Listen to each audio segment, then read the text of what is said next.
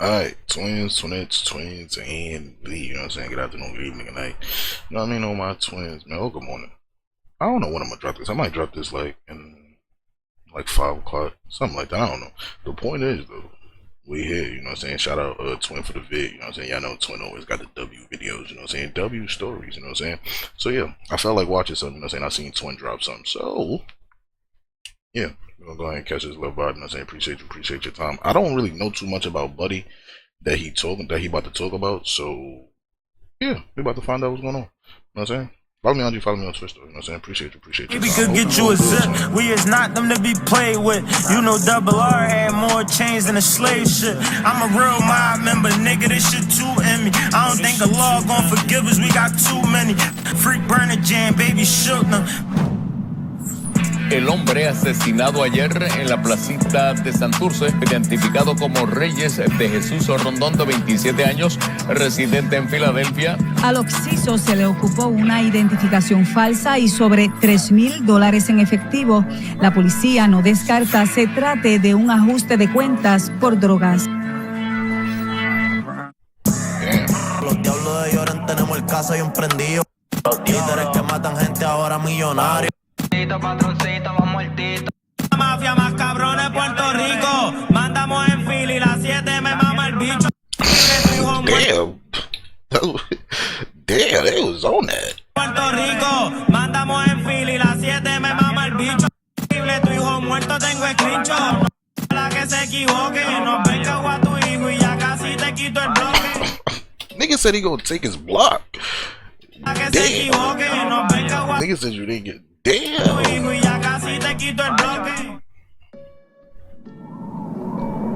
Oh no, this about to get.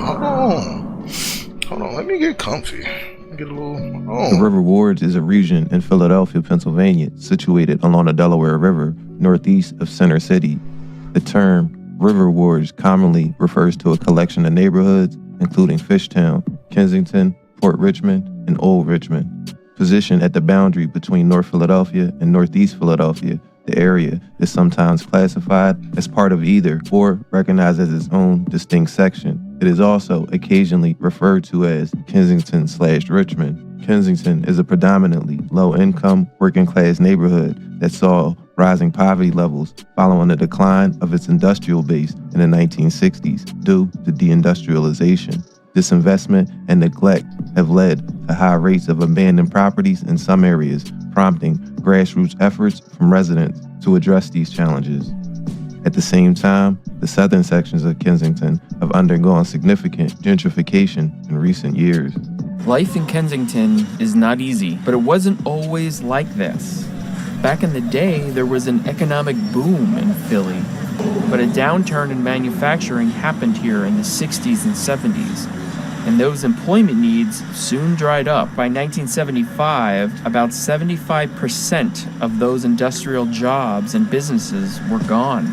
Yes, life in Kensington definitely comes with a price. Like many Philadelphia neighborhoods, Kensington lacks official boundaries, leading to variations in its definition across different sources and disputes among locals. Some neighborhoods within Kensington include East or Lower Kensington, West Kensington, and Harrogate. The nearby Fair Hills and Norris Square neighborhoods are sometimes considered part of Kensington, while Fishtown and South Kensington or Old Kensington were historically included. The most commonly accepted boundaries are Front Street and Fifth Street to the west, the Amtrak train track to the north, the Trenton Avenue train tracks and Frankfort Avenue to the east, and Cecil B. Moore Avenue to the south. The neighborhood is home to a diverse population, including large communities of Hispanic Americans, primarily Puerto Ricans and Dominicans, alongside African Americans, Irish Americans, Polish, and Asians. Kensington always has a significant homeless population. South of Lehigh Ave, an influx of young urban professionals has contributed to increasing gentrification, especially in Old Kensington, Norris Square, and East Kensington. Fishtown, which was historically considered part of Kensington, has also experienced extensive redevelopment, but is now regarded as a separate neighborhood. Kensington is widely known for its open-air drug market, centered around the intersection of Kensington and Allegheny Ave. By 2020, the area had become a hub for drug sales and use, with a billion-dollar drug market operating in public spaces such as McPherson Square, or, as it's infamously known in Philly, Needle Park. Damn. The neighborhood's struggle with the drug trade have drawn national and international media attention. Once a Damn, that's crazy. Damn. struggle with the drug trade have drawn national and international media attention. Once a blue-collar factory neighborhood, Kensington was especially devastated when deindustrialization swept through the area in the 1950s. As a white population fled for the suburbs, Hispanic and African American people moved in, and with few investments from the city, the drug market filled the economic vacuum. Fucking low as you can go here. Kensington and Lehigh. Yo, you know what's crazy? I dead like watching videos like this, like old videos. I used to do that shit with like New York and shit like that. Like old videos of people riding through the town and riding the trains and shit like that. I dead like videos like that. No funny shit. I dead fuck with the neighborhood we used to live in. I wouldn't live here no more if I was you.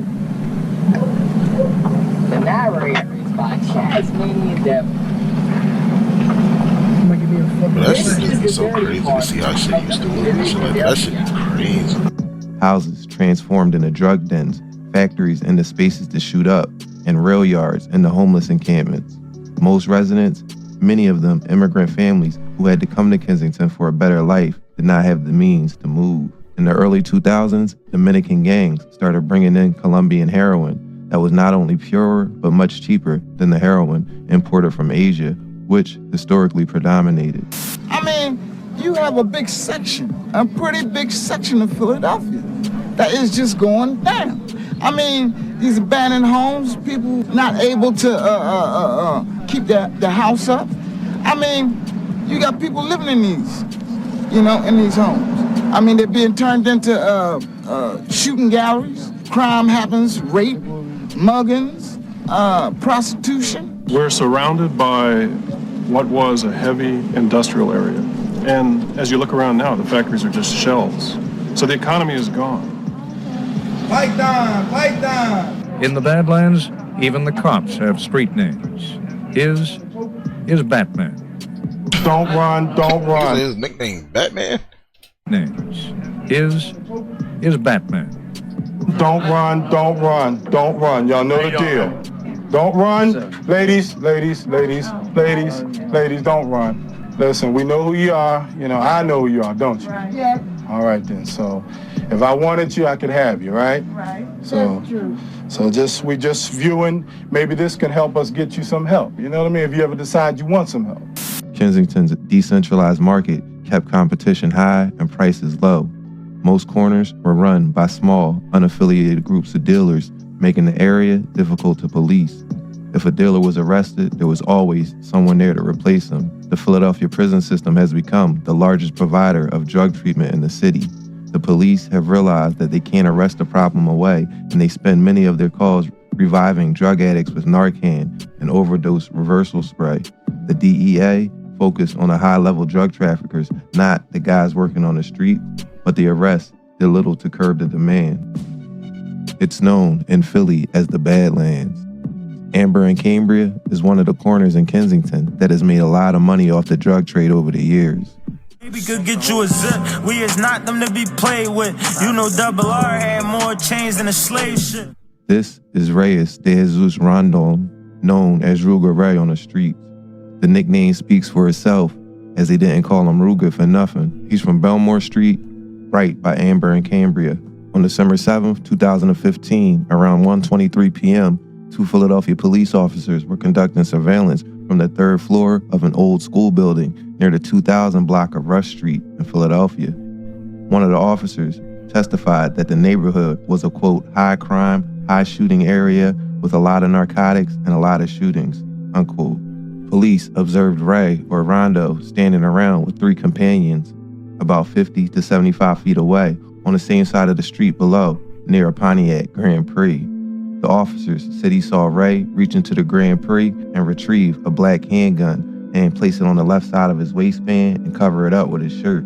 The two officers ran down to the street and approached Ray and the three others he was with their guns drawn, while one officer had the other three stand against the wall for a weapons pat-down, the second officer ordered Ray to lie face down on the ground, handcuffed him, and retrieved a handgun, a Glock 23 .40 caliber semi-automatic. That officer testified that while Ray was handcuffed, he said he, quote, should have blasted us, and he didn't even get used to the gun yet, unquote. Damn. Police determined that Ray was not licensed to carry a firearm. They also confirmed that the handgun was stolen. Ray was arrested and charged with various VUFA, which is the violation of the Uniforms Firearms Act. Reyes de Jesus Rondon was born June 1st, 1995. Ray moved around a lot, but everywhere he lived was in the Kensington or Tioga section of the city. Ray hopped off the porch early and was selling drugs by the time he was 13. His first adult arrest was at the age of 19 and was for the gun case I just mentioned. Ray would stack up a few more gun and drug charges, but was always able to handle most of them without spending a significant time in prison. On September 18, 2022, at around 1:35 a.m., 2 Philadelphia police officers responded to a radio call of a person with a gun at the intersection of Dittman and Longshore Ave. The police officers were in plain clothes and were also in an unmarked vehicle. The undercover cops said that they observed a black male who was armed with an AR-15 type rifle walking alongside a Hispanic male. The officers observed 2 men standing near a red-colored Dodge Charger. The officers notified radio and stayed back to observe while they waited for uniformed officers to arrive on location. The 2 men entered the red Charger and left the area and turned east on Tyson Ave from Dittman. The first marked police car attempted to stop the vehicle on the 4600 block of Tyson Ave. They tried to conduct a traffic stop, but the Charger tried to go around the cops and it struck the back of the cop car. The red Charger sped off and a chase ensued. Additional police responded and also pursued the red Charger as it fled for several minutes at high rates of speed on I-95. The red Dodge Charger was being operated in a reckless manner with disregard for the safety of both police and civilian, it read in the police report. After several minutes, the pursuit was called off for safety reasons. The red Charger was later located unoccupied minutes later at the corner of Janney and Monmouth Street by 24th District Police. The vehicle was placed on a property receipt and towed to the police garage.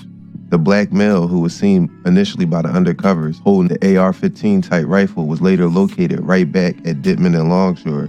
He was identified and he had a valid permit to carry, the report read. He was found to be working as an armed security guard at the time. The suspect was developed when the undercovers and the officers from the 24th District spoke with each other. They developed Ray as a suspected driver based on testimony from the narc. They stated that they had seen photos of a male they claimed to see getting into the red Dodge Charger and that they positively identified the male as Ray as Rondo. Police concluded based on jewelry Ray was seen wearing that night and in Instagram photos that it was him. Based off this, Ray was charged with aggravated assault, simple assault, recklessly endangering another person, fleeing police officers, causing an accident/damage, and reckless driving. Now, all that the officers had in this case was the testimony of the undercovers. A lot of times that does tip the scales in court, but in terms of evidence, it was going to be a 50-50 shot here for Rondo. They called him Ruger Ray on the streets. Some called him Freaky. Just bought a 911, we don't even call cops. Freak burner jam, baby shook them. And his story isn't one of drill rap and self-snitching. It's one of relative secrecy, especially when compared to some of the other stories I cover on this channel. There is little info about the man they called Rondo before 2022 online. What I could scrape together comes from family members willing to give small details here and there. But when it came to his street dealings, it was clear Ray kept his circle tight, and putting any of his affairs online was a no-no. In Kensington, when it comes to money, either you have a lot of cash or you didn't. Poverty was all around, but through selling drugs, Ray was able to live a flashy lifestyle and appear to rise above his circumstance. That all may have been an illusion, however. Sawa, the mother of his 2 kids, wasn't left much, if anything at all, after he passed. Ray was able to build his image and reputation by being a genuine, but no-nonsense type of hustler. There are stories of him doing what some might consider snake moves, but by most accounts, Ray was a stand-up dude. You don't cross him and he won't cross you. But when it came to being a boss of a street corner in Kensington, being ruthless and aggressive was the only way to survive. Out of respect for the fact that Ray or Rondo didn't put all of his business on the internet, and the fact that I cannot report on things I'm unable to confirm, this video will be a little light on details. However, what I can report on is what's on the internet. In 2022, with the video of Ray or Rondo on a corner in Kensington with his friend, being Fatty, started circulating. Fatty, who can be seen here with a baby face and riding dirt bikes. In the video, Ray and Fatty are standing on an unidentified corner in Kensington, and a black truck pulls alongside them and starts shooting. At one point, Ray is seen reaching in his pocket while taking fire. He struggles to pull something out, and then lobs the object off screen. There's a lot of speculation on the internet as to what he tossed, with some suggesting it was a grenade, and some saying he threw his phone as a distraction attempt. Whatever he threw... Nigga said he threw a nade. Nah, throwing a nade is crazy, bro. I ain't gonna lie. Nah, bro. If he threw it, nah, that's crazy. Nigga said he threw a nade, though.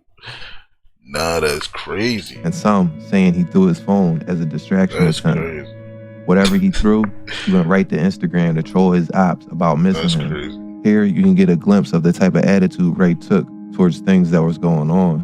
Not much is known about Fatty, except he was frequently with Ray, and on this occasion, both would escape with their life. Now, when it comes to beef, Ray was in deep.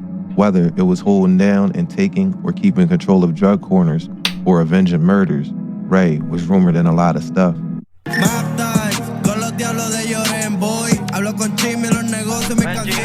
Los Diablos, or the Devils, is the Philly branch of a powerful and violent criminal group originating from Puerto Rico's Los Diablos de Llorens. This is a prison gang that gained notoriety in the 1980s and has become more powerful in the streets over the years. I'm here to talk a little bit about the history of Nieta. Technical definition is never ever tolerate abuse. Who was credited for creating it? Carlos Torres Iriarte, better known as Carlos La Sombra. He was like a short, dark-skinned gentleman. He was humble. He isn't what you would picture as somebody who creates a movement. You know what I mean? And back in the prisons in Puerto Rico, there was a lot of abuses going on. When we say abuses, we mean like other men being other men, and people getting robbed. Just anything that you consider an abuse, like somebody younger picking on somebody older that he can't defend himself or anything like that. You know what I mean? So he came up with the association Nieta. It was there was a couple people that were in charge. There was a guy named El Manota, and he was actually part of our association. And him and Carlos La Sombra had a falling out. And when that falling out happened, they parted ways with us. They fought, and it caused a big war in the jails of Puerto Rico. And ever since then, they've been against us. We've been against them. 27 insectos. La presión. Los precios por chanteo, quiero un trabajo. Diablos matan por mí, si te pillan por ahí. Llevan 2 años soñando mi muerte. Me tirotearon en Philly 2 veces. El que lo hizo se murió hace por la play se los pulmones garro. En tu canto la guerra declaro. Pressure, 9x19, is a Puerto Rican drill rapper from Kensington, more specifically, Weymouth and Allegheny. He popped on the scene in 2023 with his song, VVS. Where you at?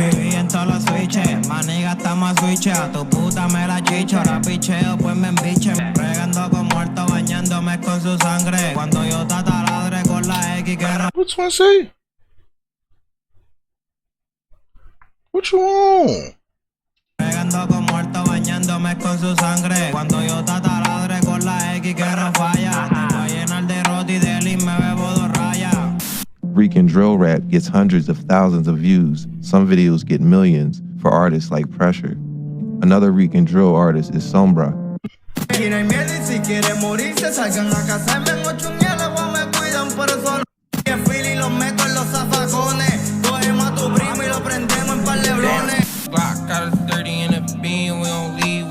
Roteando esta guerra con lo que deja el perico. Yep. Cobro tu cabeza y en la music lo duplico.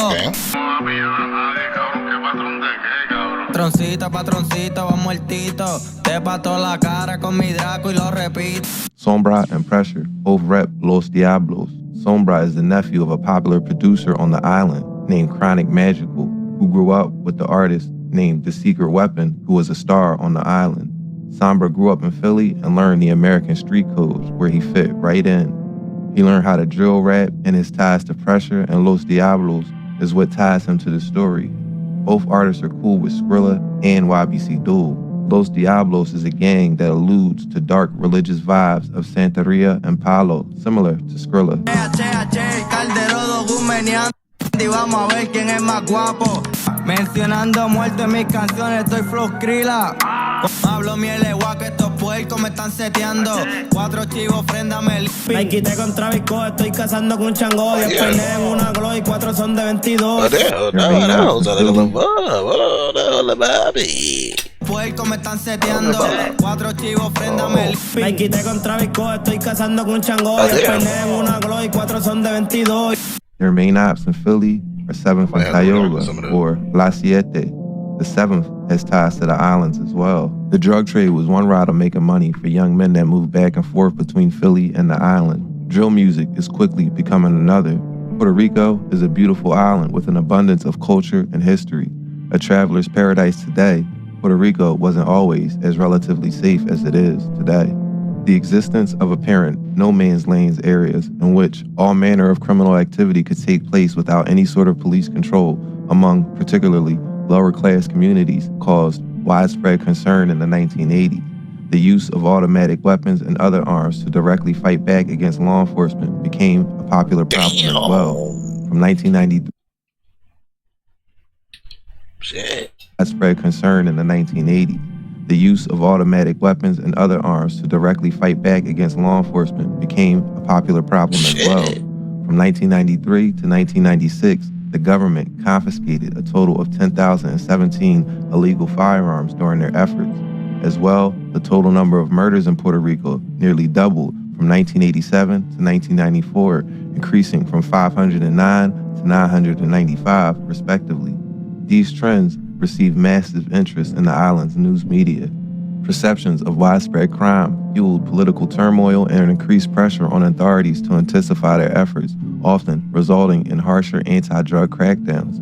In the early 1990s, law enforcement expanded its focus to include white-collar drug users. A government chief of staff highlighted the issue, stating that police had witnessed, quote, housewives who go to these drug distribution spots with their children in the car, unquote, and vowed to send a strong message. This strict approach, known as the Iron Fist, became a defining policy. In 1993, Governor Pedro Rosselló enforced this stance, declaring they have incited a war and they'll get it. Let criminals know that our patience is gone. That year, 104 murders occurred in January alone. Efforts to combat crime included equipping police with more weapons and deploying the National Guard in targeted areas. Despite these aggressive measures, Puerto Rico struggled to curb drug trafficking and crime remained rampant. Between 1992 and 1998, the island's policing budget nearly doubled as the government imposed longer sentences, expanded law enforcement, and constructed new prisons. However, these measures failed to produce significant progress, and by 1997, a national poll revealed that 68% of Puerto Ricans believe crime had worsened significantly over the previous 5 years. In response, local law enforcement sought closer collaboration with U.S. federal agencies, particularly in combating drug trafficking. The U.S. Coast Guard and the Drug Enforcement Administration, or the DEA, expanded their presence on the island throughout the 1990s, forging partnerships that continued for years. However, persistent challenges, and particularly police corruption, complicated these efforts. The PRPD, or the Puerto Rican Police Department, the island's primary law enforcement agency, was frequently mired in scandals involving officer misconduct, including direct involvement in criminal activities. These issues further eroded public trust in the justice system and hampered efforts to effectively combat crime. In the early 21st century, police corruption in Puerto Rico contributed to a mass wave of drug-related crimes, leading to the arrest of over 30 law enforcement officers. At the time, Puerto Rico ranked 6th globally for murders per capita. This brings us to February of 2023. Ray was set to take a trip to Puerto Rico with his close friends, maybe for a meetup with a rap artist or manager. Ray was starting to make moves as a music manager.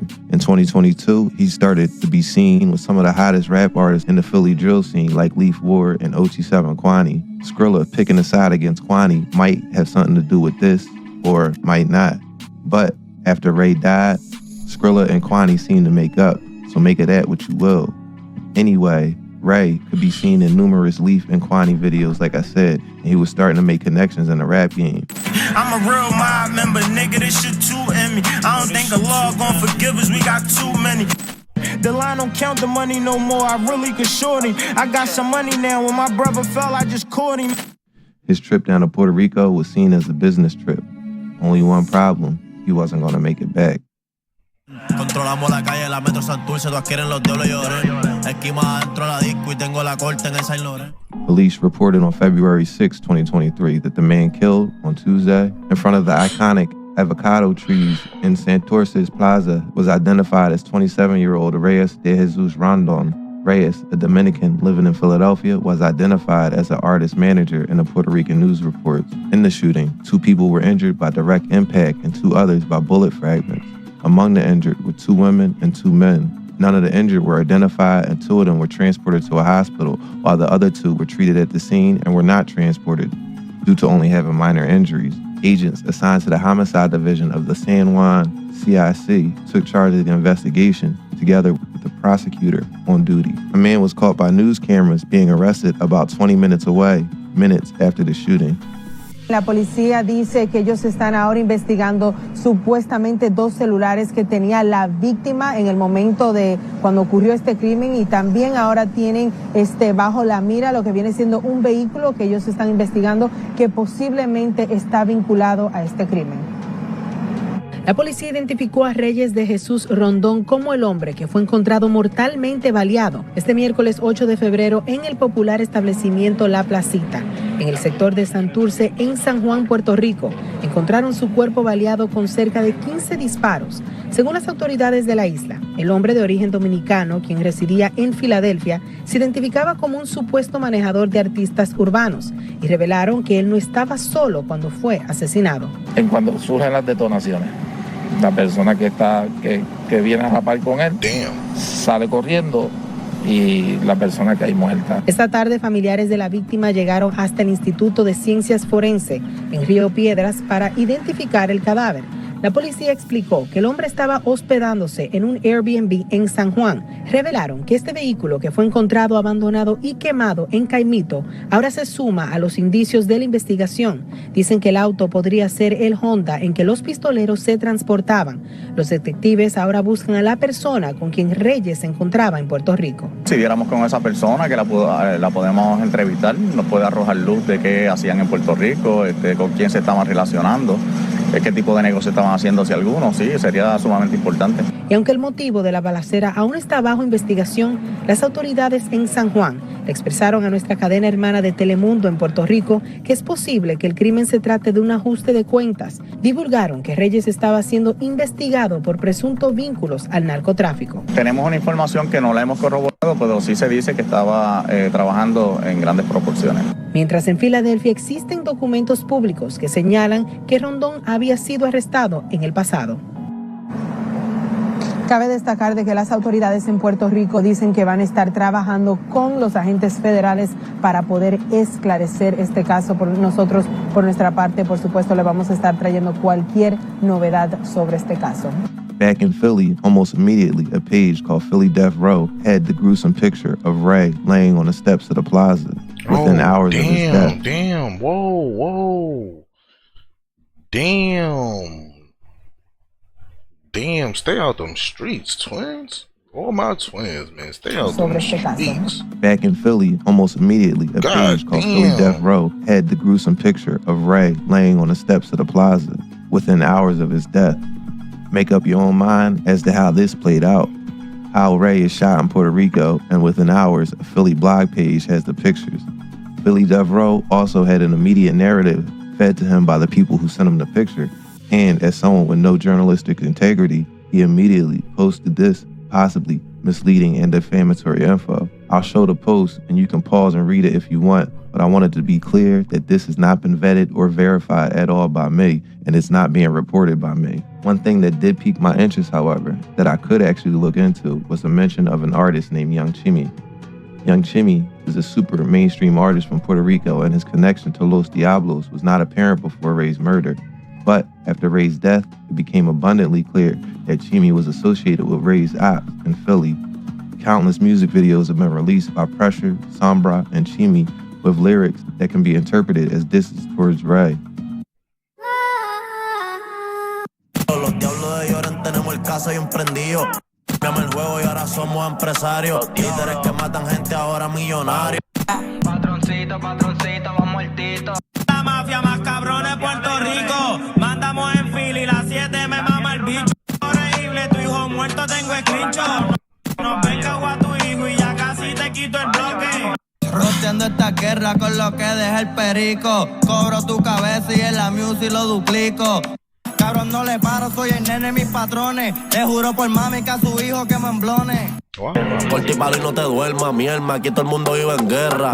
Si te vemos por Santurce, la iglesia van a asegurarse que no vuelva. Con 200K por mi cabeza y no me matan. Me quieren dar en guira, yo en casa en la nota de las pastillas. Si me pasan el ticket, cabrón, cojo tu contrato. Salimos a casarte hasta vestido de tecato. These connections led me to believe that Chimmy knows more than he leads on. His superstar status might lull some people into a false sense of security that he's all about business and harmless. Chimmy was seen with this post a day after Ray's shooting. Fatty was again with Rondo when he was shot at, but if you're with someone all the time, that isn't that crazy of a coincidence, as some others had suggested. One thing is obvious is that whatever Ray had going on, he was way in over his head. Getting picked off on an island is wild, and I don't even think I need to say that me speculating on what happened would be way out of order. What we do know is that he had a lot of people in Philly that loved him, but also had a lot of enemies. Enemies with the reach to different parts of the states like Puerto Rico. Ruger Reyes Rondo left behind 2 kids and a fiance. After he died, RIPs and tributes came pouring in from friends and family. A really good tribute song was made by Forloso mourning his fallen friend. I can't believe you're gone. It's been so long. Damn. I'm still trying to come to terms with your death. It ain't working. No, it hurt me when I saw the pastor pulling back that curve. I took my brother out the game. I wish that I could trade him back. Ain't no wine in this shit. That's why they hit you in your back. No, I got the kids. I'ma make sure that they stay on track. I'ma tell your son I better never catch you in the trap. However, with so many loose ends left, rumors and speculation, of course, started to fly. Not only Philly Death Row, but the Reddit started going crazy as well. Damn, they got the pick. Damn, they got the. Oh, what's that, fool? No, stay out them streets, twin. That shit crazy. They got the. Oh, nah, that's crazy, bro. Posts speculating on what happened, pointing fingers, and people throwing red herrings just to confuse people. Again, I wasn't able to verify much at all. This is the most closed lip I've ever seen people about a situation in my whole time making videos.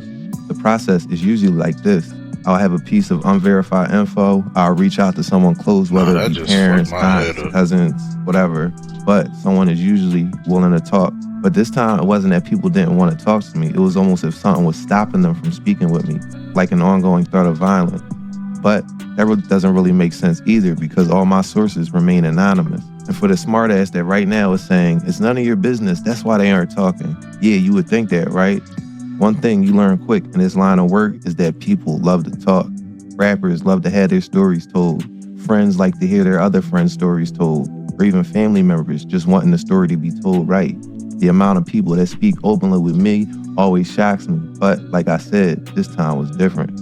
And like I also said, out of respect for Ray, there was so much more that I found, but I didn't get into in this video because he kept his business off the internet and nothing was publicly available. However, I think I explained it in the best way that I could. So I'm gonna leave it there for now. Thanks for watching American Confidential. And until next time, be safe. Man, that was crazy. That was a good ass story. W fucking video, man. W Twin. Shout out Twin, man. Twin always got W. Anyways, let me know how you felt about that story. That was crazy though, bro. Damn. Anyways, hope all my twins doing good, man. You know what I'm saying? Hope you have a good day, Twin. Hope you staying out them streets, you know what I'm saying? Whatever you got going on, Twin. You know what I mean? But anyways, you know what I'm saying? I'm gonna go ahead and get out of here, man. I got a few more videos to do for y'all boys. Go and drop a like, comment, subscribe, man. Follow me out. Follow me on Twitch. And yeah, you know what I'm saying? I'm gonna go ahead and get out of here, man. I'm gonna see y'all niggas in the next one, bro.